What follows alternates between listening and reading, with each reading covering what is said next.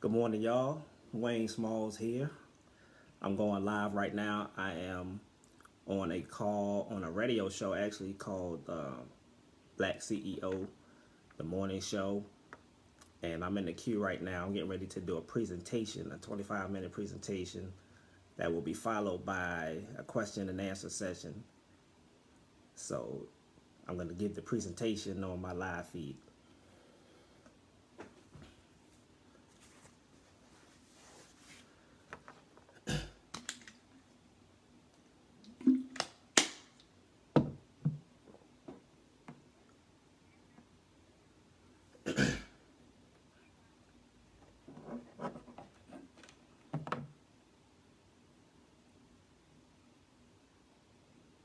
Where you juggle all of these things and behind the scenes, and if people knew you shared some stuff that they're doing behind the scenes, and people don't even know that they're doing that. You sound great on the radio, so thank you for that, and back to you, Alex. Okay, thank you for that.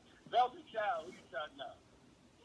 Well, the kid shouted you out, man, but I'm going to shout out the crew, because the crew makes it do what it do every morning on the Black CEO morning. You Robert had that low-hanging fruit. No doubt, brother. That's all it did. But, hey, if you want to shout it out, you want to start a post in the feed, man, make sure you go to Black Steel Top with the hashtag Black Steel Morning Show. We know you're out there. We shout you out tomorrow. We love to shout you guys out on the show. I want to hand the mic back over to Robert. See, our topic this morning from my guest speakers on leadership. And I want to have Robert Hasselman introduce our guest speakers. Take it away, Robert. Mic check. This morning, Black CEO listening audience, I want to present to you a certified speaker, an Amazon best-selling author, a retired United States Army officer, salute. Also, the CEO of Wayne Smalls and Associates, where their motto is to empower, enable, and enhance leaders to grow. In fact, our speaker hosts his own radio show, and he's been seen on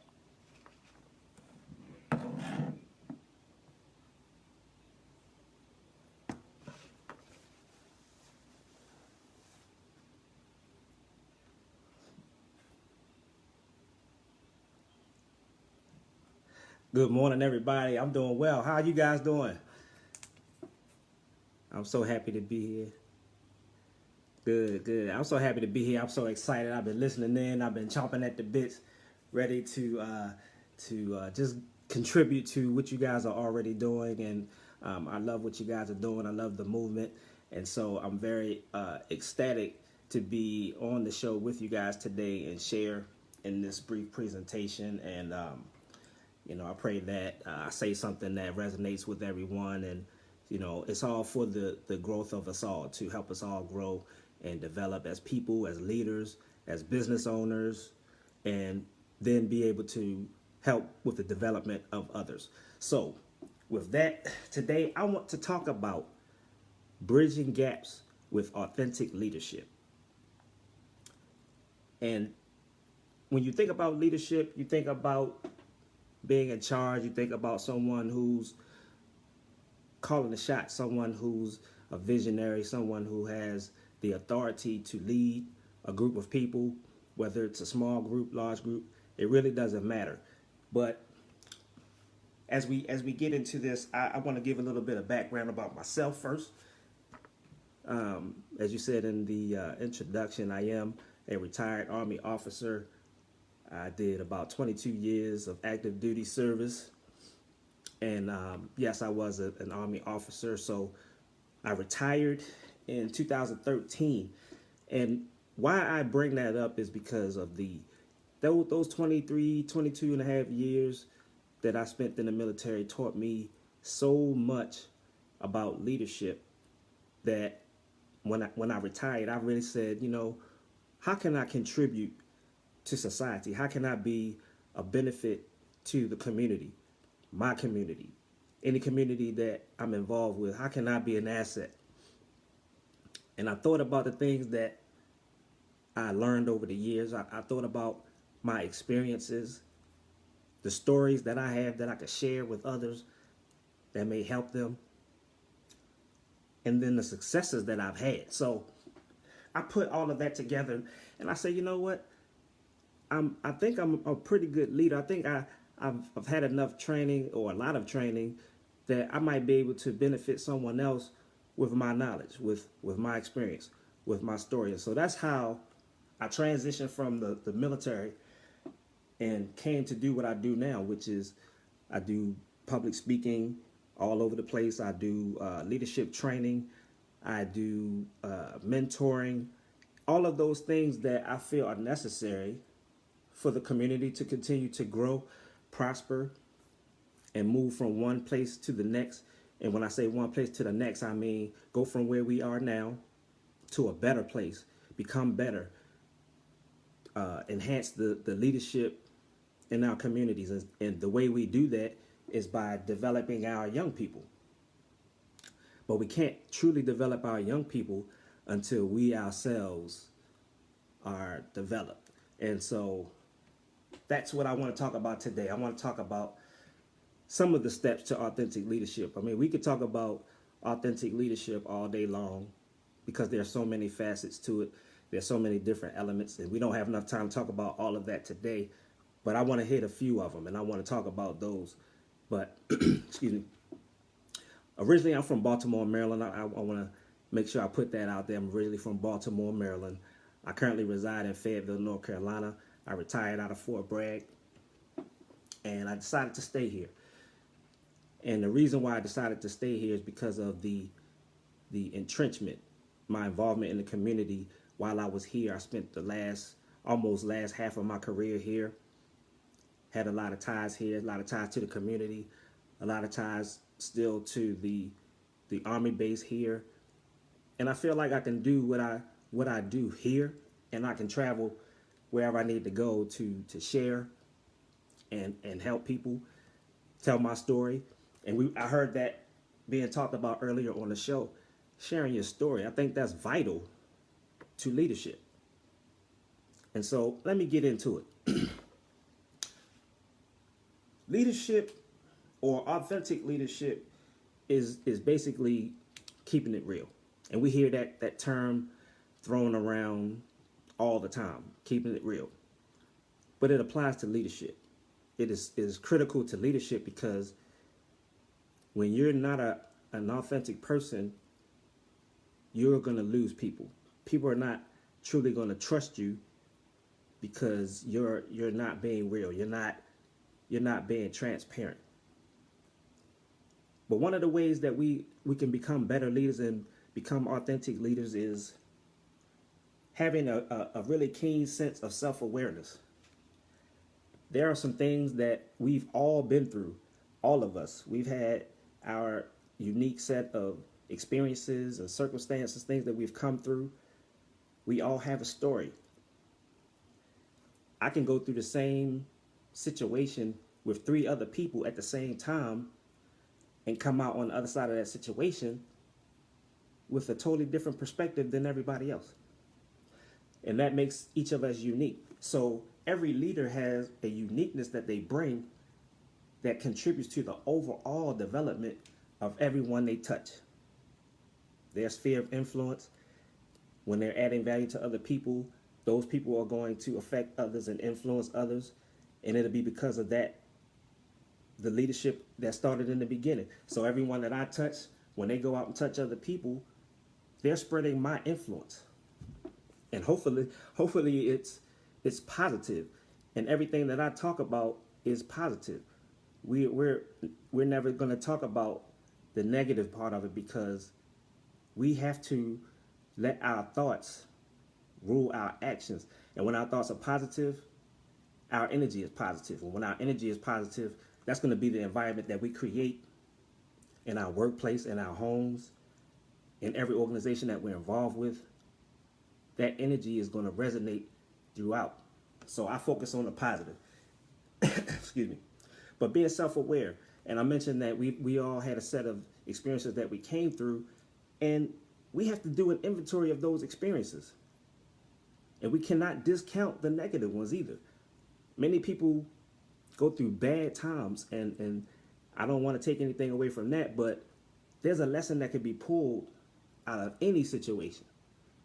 And we have to take those experiences and inventory them and say, okay, what did I learn out of this situation? What did I learn out of that situation? And when you come down that list, you're going to have some threads of things that you can look at and say, you know what? I've always wondered why I respond to situations like this. I always wondered why I act the way I act. And you'll see those threads. There are things that happen in your life that cause you to be who you are today. And we don't want to discount any of that. All of those things contribute to our leadership, our leadership styles. And if you have a difficult time identifying your leadership style, this is a good start to doing that. You can write down on a piece of paper 2 columns: positive experiences, negative experiences. What happened? Why did it happen? How did it affect me? Because those things will determine your decision-making processes. Those things will determine how you treat people. So when you can identify those things, now you have opportunities for growth. And we all have them. So that's something that we all should do. That's what we all need to do. The next point I want to talk about, being people of integrity. It's okay if you're a leader to admit that you don't know everything. It's okay to say, I'm having a bad day today, but I'm not going to let that determine the environment around me. I'm not going to let that ruin everyone else's day. It's okay to say, I don't have the answer, but let me help you find the answer, or let me go research that and get back to you. From my own experience, I saw so many leaders that they would rather make you think they knew everything than to admit that they didn't. That causes people to lose trust in you. I know it did for me. I can't trust someone who never admits that they're wrong. When you have a leader that would rather blame someone else rather than take the responsibility, that's someone that I can't trust. I don't know about y'all, but I'm not going to trust that person. And I've had leaders like that in my career. I've had people around me like that. And those were some of my bad experiences where I say, you know what? I know what type of leader not to be. So that was a bad situation that I was able to learn from and say, I don't want to be like that, because I know how that made me feel. I don't want to make other soldiers feel like that about me. I don't want to make other people feel like that about me. I don't want my children to feel like that about me. So being honest, being transparent, keeping it real. When you say something, you mean that. And if you say you're going to do something, you do that. When you're counseling someone, you can share your experiences with them. So many people miss opportunities to develop and grow because we don't want to appear weak. We don't want to share a tough situation that we had to struggle through and then help someone else get through a similar situation. We're robbing them of the opportunities to grow. And we're robbing them the opportunity to be connected to us. And I'm going to talk about that in a minute. Being connected, being able to connect with people and communicate better with them. I'm going to get to that in a minute. Excuse me.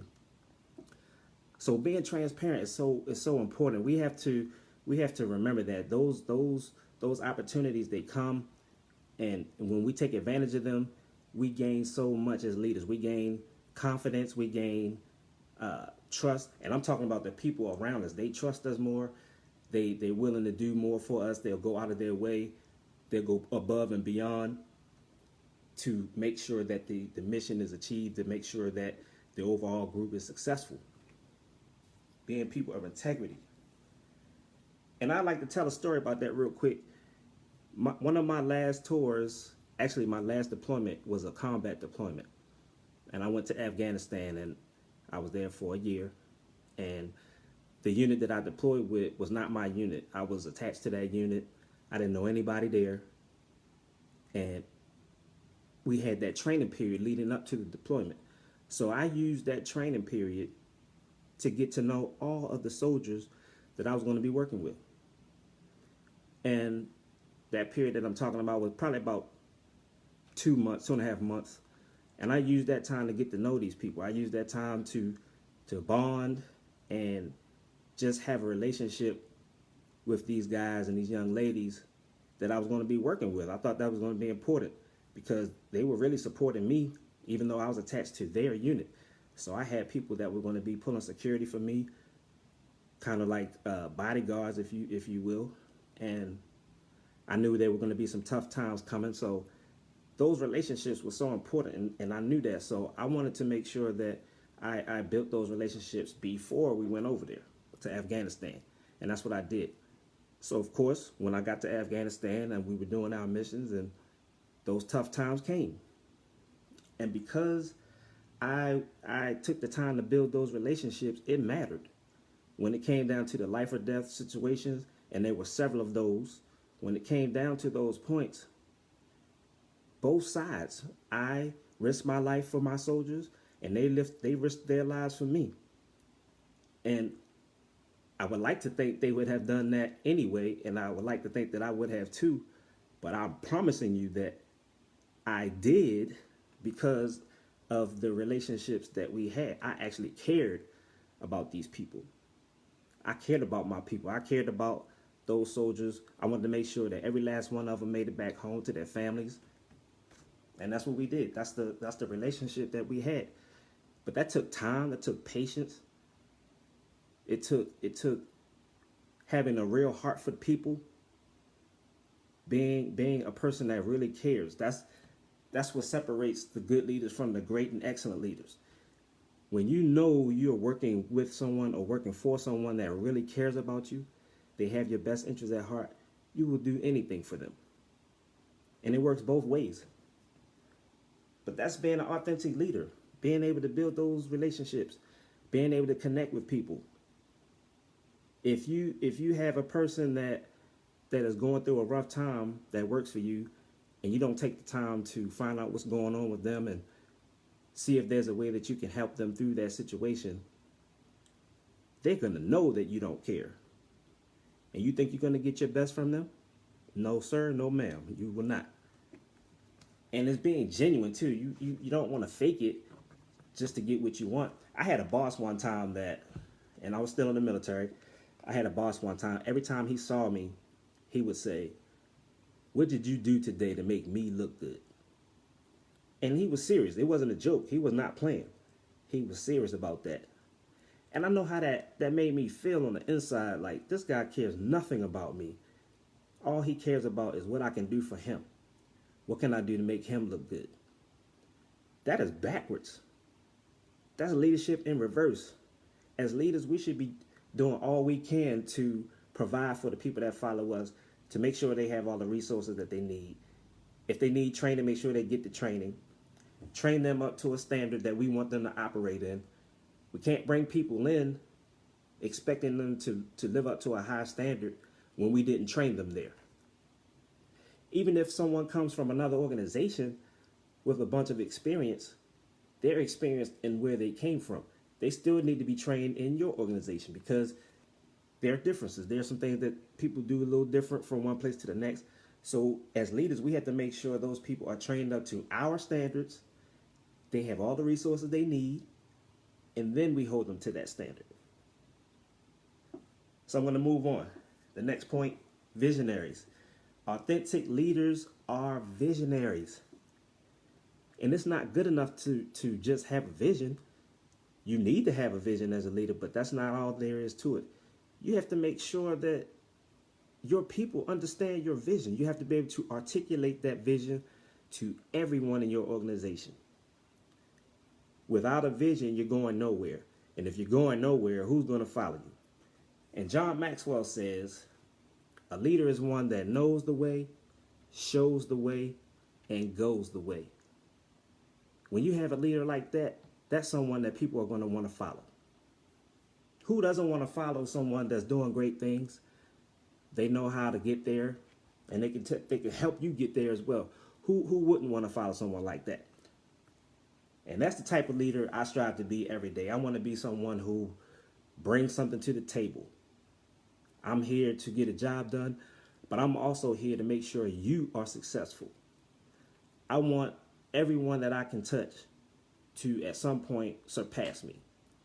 if someone surpasses me as a leader in their leadership ability because of an encounter with me, because of working for me, working with me, whatever the case may be, if they can surpass my level, congratulations. That's exactly what I want. When I end, I want the people behind me to begin. In other words, I want my ceiling to be someone else's floor. Wherever I end, you pick it up from there and run with it. I don't want people to have to start over. Anybody that worked for me or had any kind of interaction with me, I want them to be better because they met me. That's my attitude as a leader.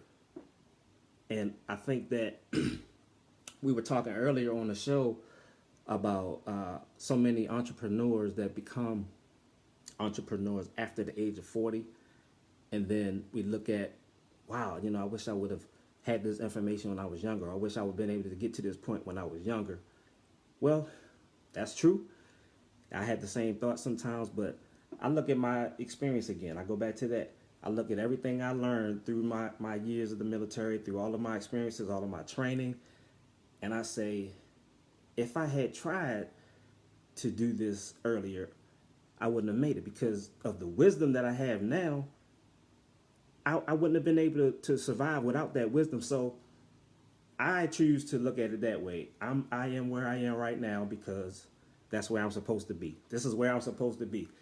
This is the path that God has designed for me, and that's what I'm rolling with. So, having said that, now that I have some wisdom, now that I have some knowledge and experience, it's my duty to share these experiences with other people. I have to pass this information on to someone else to make sure that they can survive. They can avoid some of the pitfalls, some of the roadblocks that I had to struggle with. I want to make sure that that's where I come in with the bridging the gaps.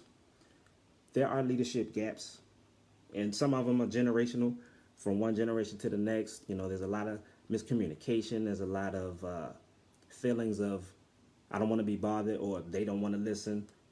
And some of that is because we can do a better job of connecting. People are not going to listen to you truly before you connect with them. You have to connect first. You have to find a way to get to that person. It's not their job to get to you. It's your job to get to them. You have to find out what makes them tick. And how else will you do that unless you connect with them first? You got to talk to them, spend some time with them, observe them, of course, evaluate them. And through doing that, you'll collect the information, the data that you need to understand how you need to deal with that person. Leadership is not cookie cutter. There's no cookie cutter process to this. You have to get to know people. The best leaders that you can think of, the best ones, the most influential ones, they were good connectors and then good communicators. And think about it. Hitler, so many people consider him to be a very influential person, someone who was very charismatic, and he connected. He did all the right things, but his motives and intentions were totally out of whack. But he was very influential. That's what we need to do. We need to be able to have that. And there is a little touch of psychological operations in there, but it's needed. You cannot get to everyone the same way. So understanding that makes the difference between the good leaders and the great leaders. And I also want to share this thing. When we talk about leadership, I relate a lot to my children because in my household I am a leader, and leadership starts there for me. So when I was a little bit younger, a younger parent, I used to always think about giving. I want my kids to have all the things I didn't have when I was growing up. And then I come to find out that's the wrong attitude. I'm crippling them by giving them everything. And I came across a quote, and I'm going to share that quote with you right now. I'm going to paraphrase it though, but it basically says, don't try to give them everything that you didn't have.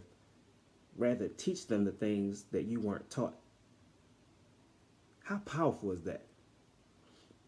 That quote came from Bruce Lee. Some of y'all might have heard of Bruce Lee, but that was a powerful statement, because when it comes to leadership, you cannot put a price tag on your ability to teach people the things that you were not taught as a leader. If you're a male, the things that you weren't taught as a young man. If you're a female, the things that you weren't taught as a young woman. How powerful is it when you can do that for someone else? So we don't have to we don't have to spoon feed people everything, but we provide them with information. We provide them with opportunities to grow and learn from us. As a leader, I take it personally upon myself to share. I want nothing more than to see people around me be successful and win. And that takes me to my last point. Authentic leaders share success. So by that I mean having leaders that are not afraid to share credit. When we do good, when we do well, I'm giving out the credit. I'm patting people on the back. I want my people to get the recognition. I don't need the recognition. I want my people to have it. When things don't go so well, it's my fault. I'll take the responsibility for that. I mean, at the end of the day, everything rises and falls with leadership, and everything that goes well or not so well in the organization is my responsibility, right? So as leaders, I mean, you hear it all the time. So many leaders will throw their people under the bus so that they don't look bad. That's not authentic leadership. As a matter of fact, think about the credibility that you lose with your people when you throw them under the bus, when you try to make them look bad, when you try to humiliate them, belittle them in front of people. Negative counseling is one of those things that should be done behind closed doors, in my opinion.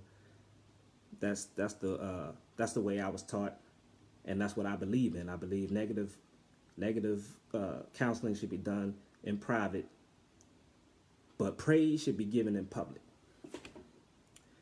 And I don't know how many of you agree with that, how you feel about that. Excuse me, but that's something that I think when you help people save face, they respect you more. And how you treat people will also determine the level of respect that you get. I'm not saying you have to let people walk over you, because there are some people that will try you. We know that. But even in that, there are ways to handle that properly. So we have to treat people right.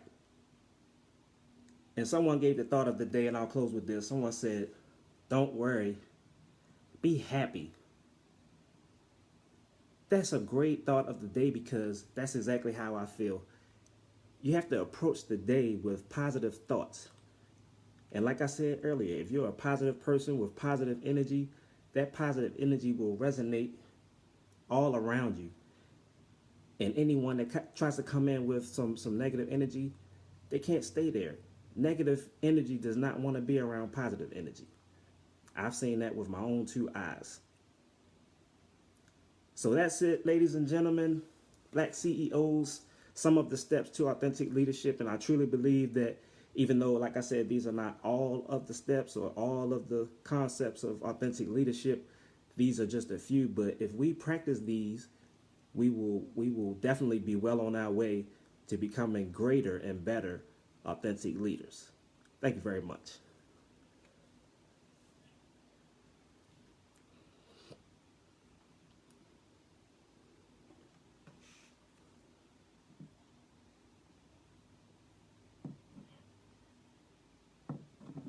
All your comments are weighing. We're going to start off with our very own Taria Hodge. Key Money, what you got?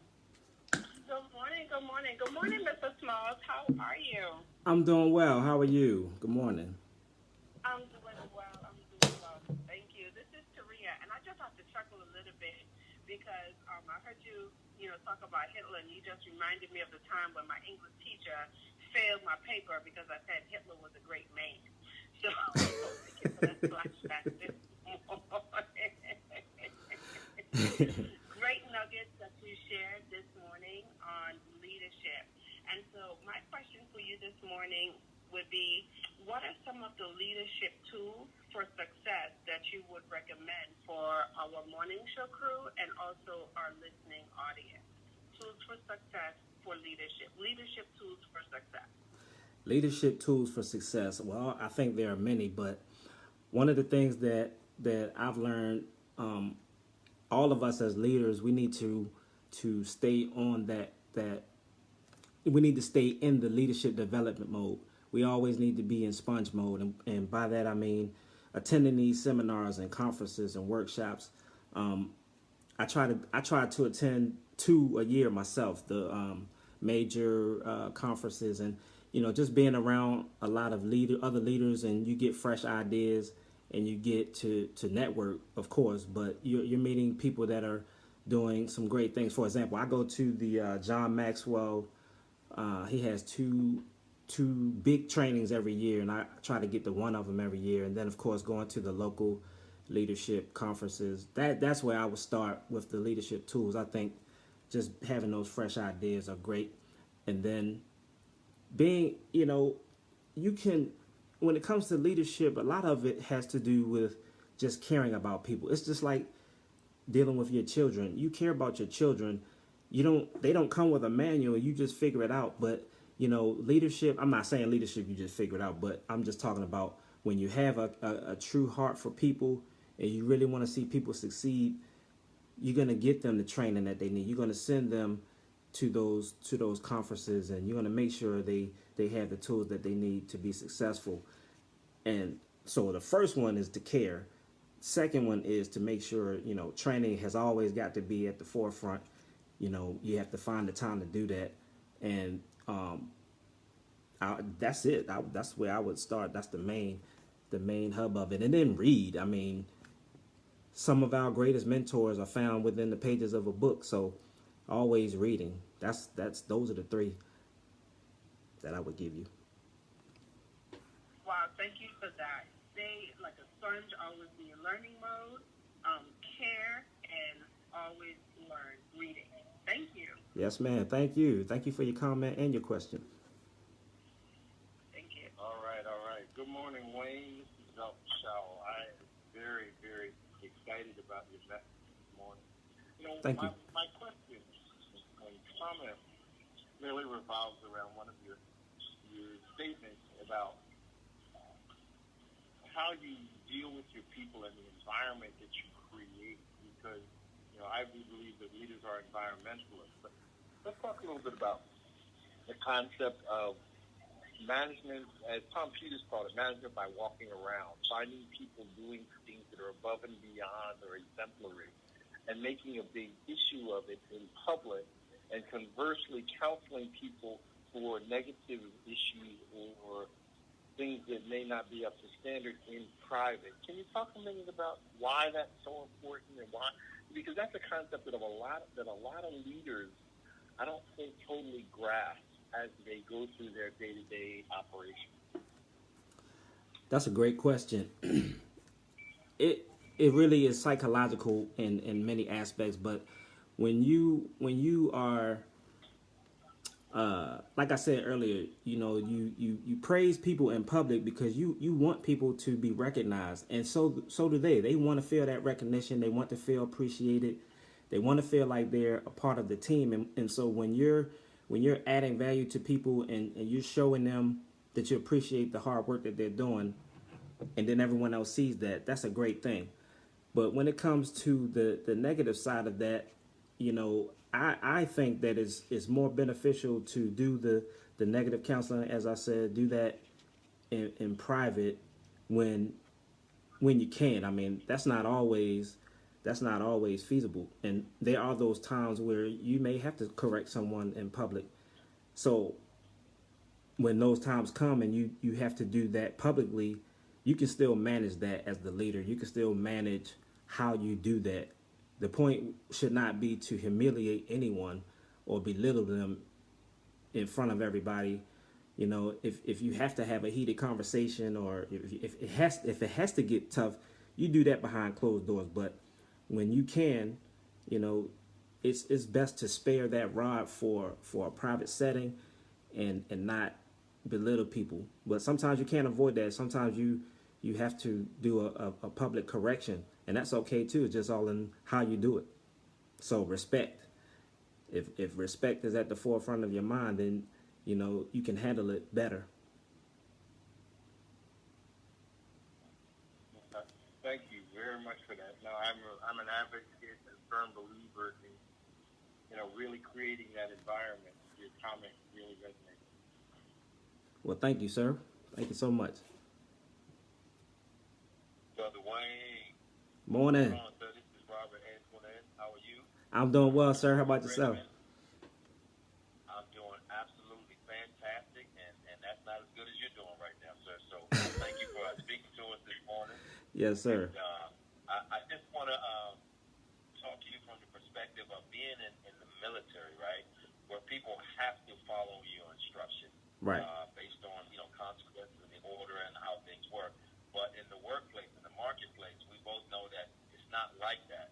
Right. And sometimes I find myself speaking to young leaders and new leaders, and one of the questions that they ask, not in public but off to the side, is how do you get people to want to follow your leadership? So I have to give them some tools and some nuggets, but I know that there are other people who can benefit from the answer coming from yourself, because you actually were in the military. I was not. So I know that following instructions is imperative. I know in some of the movies, I remember a line that says when people don't follow instructions, they lose their life, or they save lives by following instructions. So in the marketplace, that structure may not be in place. So my question is, how do we talk to new leaders when they ask you the question, how do I get people to want to follow my leadership? Like, what are some nuggets that you give to them?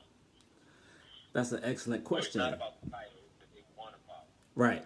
And that's an excellent question. There's a lot of different facets to that question. I'll hit them as quick as I can. But, the first thing I would tell them is that leadership is influence.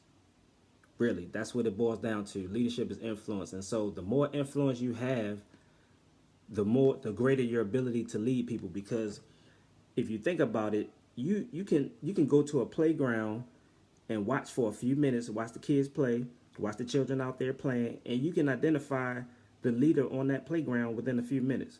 Why? Because they have influence. They have influence over the other children.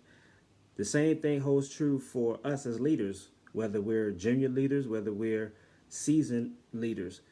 Your level of influence will dictate your ability to lead people, their willingness to follow you as well. So I mentioned in my presentation about connecting with people. That having that connection is so important that, like you said, in the military, you have to follow my orders in the military or you will be in trouble. But even in that, there are people that will follow you to the end of the moon, depending on how you treat them, or they as soon as you walk away, turn your back, they're imagining throwing knives at you. So it's all about your influence, and it's all about your ability to connect with them and communicate with them. All right, Wayne, I have a question here. You mentioned a story about how you had to build relationships with some of the people that you were with in the military in case you needed them when things got rough. How long did it take to build those relationships, and how long should other people think about when they build relationships with other people as well? Well, I don't know how long it takes. I just know that in that particular situation, it was about 2 months, but it didn't take that long for me to connect with them. That was just the time period that we were working with before we had to actually deploy to war. But it doesn't take long to connect with someone. I mean, you think about salespeople. That's what they do. They understand that in order to get someone to buy a product or a service, you have to get the customer to know, like, and trust you. When they know, like, and trust you, they're a whole lot more willing to buy from you because of that connection. And so that's what we have to do in that aspect. We as leaders are the salespeople. We are selling our leadership. And if I want you to follow me, if I need you to follow me, then I have to make sure that I get you to know me through the connection. We're talking, we're asking questions. I'm asking you about your family, your desires, your goals and dreams, ambitions, and we're sharing. So we're connecting. And through that connection, you're gonna get to like me to some extent. To some extent, enough for you to trust me. Once you trust, if somebody trusts you, they're gonna follow you. Period. Okay, great. Fantastic. Wayne Woodard, thank you so much for joining us on Black Steel Morning for the day. Please let everybody know how they can get in touch with you. Absolutely, my pleasure for being here. You can find me on Twitter, Facebook, Instagram at L Wayne Smalls. I have a website. My website is www.lwaynesmalls.com. And as always, on Monday mornings at 9 o'clock, I'm on. I have my own radio show, as you stated, Leader Lifestyles. We're on every Monday at 9 a.m. Eastern Standard Time. Myself and my partner, Ms. Janice Barber, we're on, and we do go live also. And so that's it. Hit me up. Look me up on my website. All right. Thank you so much. Guys, this is your Wayne. I love hit star 7 right now. Hit star 7 on your phone. I'm going to count down from 5. We're going to say your name. We're going to say where you're from and Black CEO out loud and together like a chorus. Here we go. Hit star 7. 5, 4, 3, 2, 1. Jared Matthews from Maryland. Black CEO out. Michelle of Black CEO out. Michelle Williams, Atlanta, Georgia. Black CEO out. The conference is now completed. Goodbye.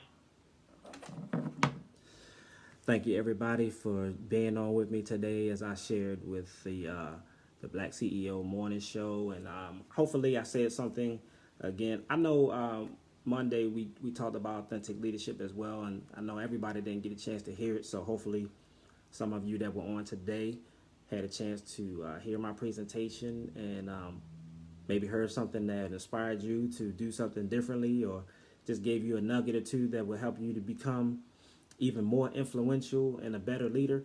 That's our goal. We're always trying to learn and become better so that we can help others become better. Hope y'all have a wonderful day. Take care. God bless you.